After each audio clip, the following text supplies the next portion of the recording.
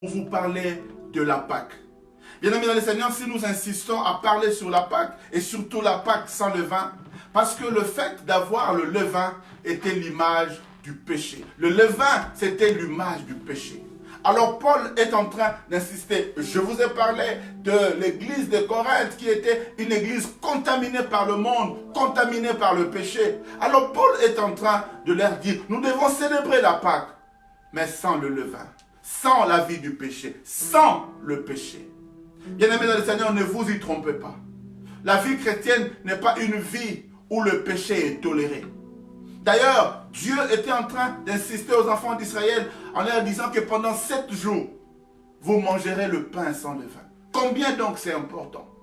Combien donc Dieu tient à ce que, alors que nous célébrons la Pâque, que nous la célébrons avec une vie complètement sanctifiée. Oui, nous sommes sanctifiés par le sang de Jésus. Oui, le sacrifice de Christ nous sanctifie. Mais bien aimé, il est aussi important de reconnaître et de savoir que nous aussi, nous devons nous sanctifier par nos actes. Nous devons nous sanctifier par notre comportement. Aujourd'hui, l'Église a été beaucoup fragilisée. J'ai dit fragilisée. Pourquoi? Parce qu'il y a certains d'entre nous qui ont choisi de pouvoir s'abstenir d'honorer Dieu par leur comportement. Bien-aimés dans le Seigneur, chacun de nous, nous constituons un corps. Nous constituons l'Église. Je rappelle encore que l'Église n'est pas un bâtiment, mais l'Église, c'est l'ensemble de ceux qui confessent Christ comme Seigneur. Qu'ils soient chinois, qu'ils soient américains, qu'ils soient africains, mais toute personne qui reconnaît le Seigneur comme Sauveur et Seigneur, qui a Christ en lui, constitue une partie de l'Église.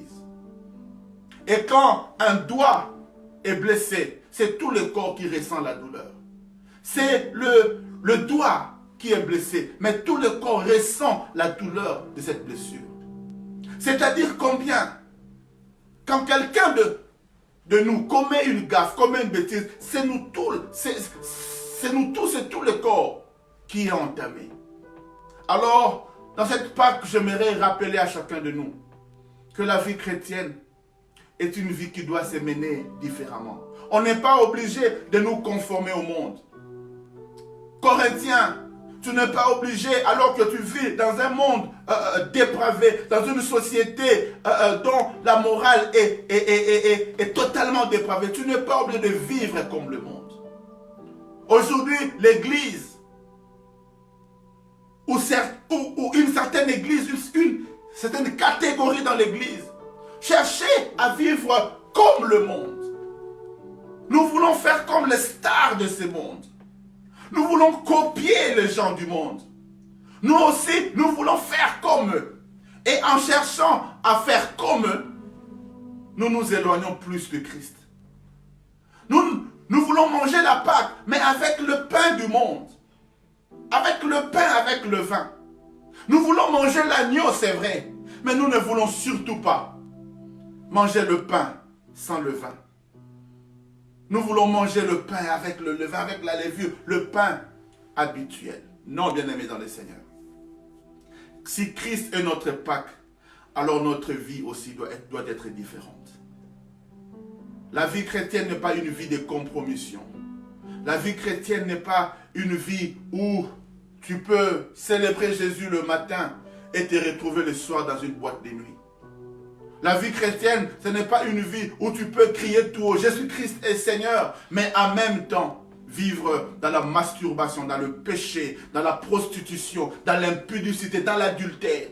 Toi qui t'es dit enfant de Dieu, toi qui célèbres la Pâque, mais tu sais que derrière la maison, tu as quelques copines encore. Aujourd'hui, il est difficile de pouvoir accepter la différence. Oui, bien aimé dans le Seigneur, nous sommes différents. Tu es jeune chrétien. La jeunesse chrétienne doit se vivre différemment. Tu ne dois pas te dire jeune chrétien, mais vivre exactement pareil que tous les autres jeunes. S'ils doivent aller en boîte, eh bien, on y va. S'il faut fumer, eh bien, je fume. S'il faut goûter au cannabis, eh bien, on en goûte un peu. Non. Être chrétien, c'est accepter d'être différent.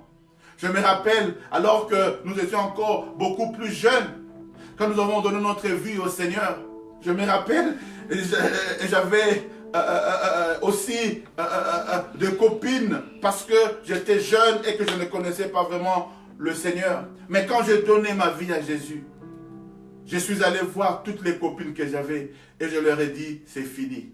Certaines se sont moquées de moi. Oh, oh, oh, laisse tomber. Dans une semaine, tu reviendras à moi. Oh, laisse tomber cette histoire. Dans 2-3 jours, tu reviendras à moi. Eh bien, je ne suis jamais revenu. Et je me rappelle même qu'il y a une fille à qui je faisais la cour. Elle était tellement belle. Et je lui faisais la cour pendant longtemps. Et puis elle disait toujours non. Mais juste 2 jours après que j'avais donné ma vie à Jésus, la fille que je courais derrière, elle-même est venue me voir pour me dire, je veux sortir avec toi. Mais ce samedi, tu dois m'amener, on doit aller faire une fête dehors. Oh là là! Je dis, mais cette occasion, je l'ai cherchée depuis longtemps. Mais en même temps, 2 jours avant, je venais de donner ma vie à Jésus. Et j'avais compris que je ne pouvais plus faire marche en arrière. J'ai dit à la fille, désolé, mais je ne peux plus. Elle m'a regardé. Mais c'est toi qui m'as fait la cour pendant longtemps. Et maintenant, aujourd'hui, j'accepte, tu me dis non. Je dis non, parce que j'ai donné ma vie à Jésus. Elle s'est mise à rire. Il y a certains qui m'ont dit, oh, Abba Makabasi, elle a peur de filles. Mais j'avais compris que le fait de donner ma vie à Jésus ne m'autorisait plus à vivre comme dans le monde. Bien-aimé dans le Seigneur, tu ne peux pas célébrer vraiment Jésus.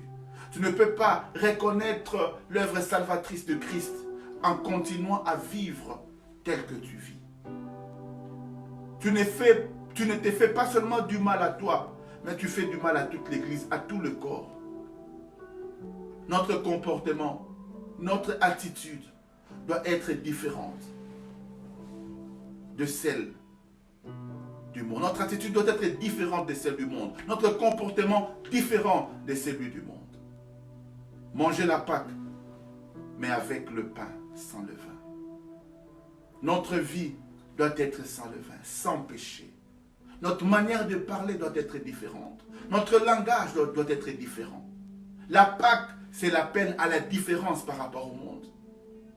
Dieu nous rend différents. Il distingue. Il met la différence entre ceux qui le connaissent et ceux qui ne le connaissent pas. Le sang venait mettre la différence entre l'Égypte et le peuple d'Israël. Eh bien, le pain sans levain doit aussi nous amener, nous, à être différents du monde. Oui, nous vivons dans le monde. Oui, nous travaillons. Oui, nous allons dans le même bureau. Mais notre comportement doit être différent.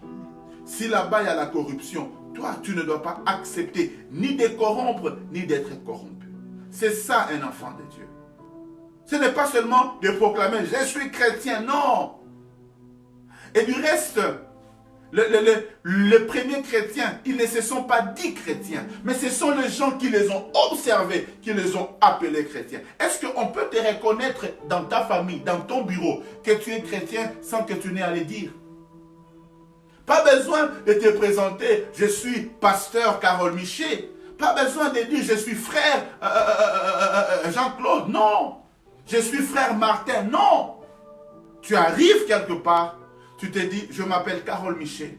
Je m'appelle Martin, je m'appelle Pierre, je m'appelle Luc, je m'appelle Marlène, je m'appelle Fifi, je m'appelle Sandra, je m'appelle Esther, je m'appelle Cécile. Et puis là, alors que vous vivez, les gens commencent à dire, mais celle-là, elle est différente. Quand nous, on est en train de calomnier, de colporter, elle ne dit jamais rien. Ou carrément, elle s'éloigne. Mais elle est différente. Mais qu'est-ce qui ne va pas?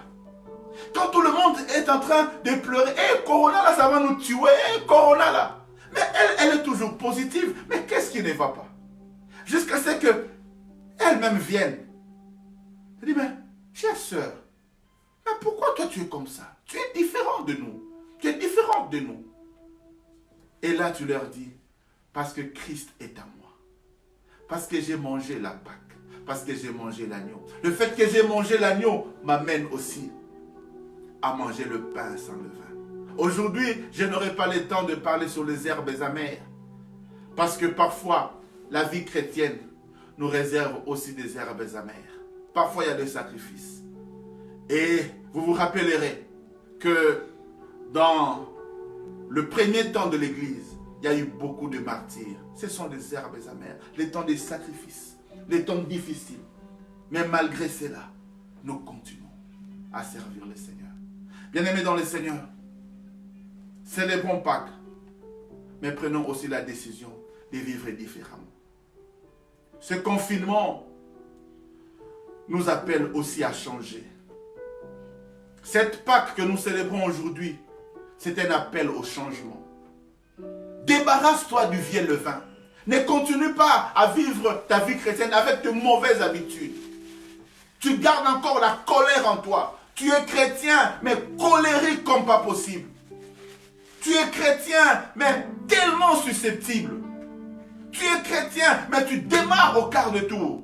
Dès qu'on te parle, c'est toi qui casses tout. C'est toi qui casses l'ambiance.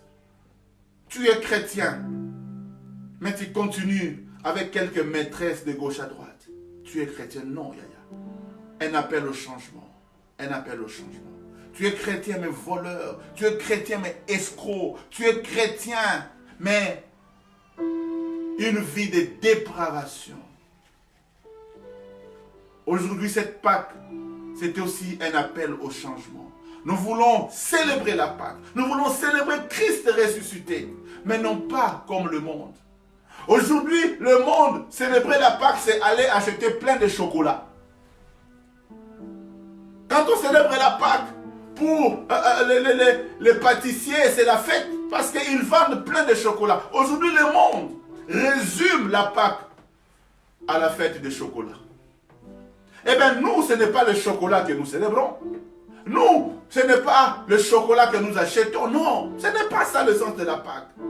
La Pâque, c'est rappeler de l'œuvre que Christ a accomplie à Golgotha. Combien il s'est donné pour que nous soyons sauvés. Le Dieu Tout-Puissant est mort pour nous. Un Dieu est mort pour que nous soyons sauvés. Un Dieu est mort pour que nous soyons guéris de toute maladie. Un Dieu est mort pour que nous quittions la pauvreté à la richesse. Un Dieu est mort pour que nous quittions l'enfer vers le paradis. Un Dieu est mort. Nous célébrons le sacrifice de Jésus. Et ce sacrifice nous appelle à manger le pain sans levain, à vivre différemment, à vivre sans péché, à ne plus nous comporter comme nous nous comportions hier, alors que nous étions sans Christ, alors que nous n'étions pas des chrétiens. Être chrétien, c'est être différent. Accepter de vivre seul, accepter de rejeter les passions de la jeunesse. Quand ton corps t'amène à pousser, tu dis non. Quand tes amis te poussent à pousser, tu dis non. Être chrétien, c'est savoir aussi dire non. Non à ces amis qui te poussent à aller vers la masturbation. Non à ces amis qui te poussent à aller vers le copain, copine. Non. Non aux pressions du monde qui fait que pour être chrétien, il faut forcément avoir une voiture, une maison.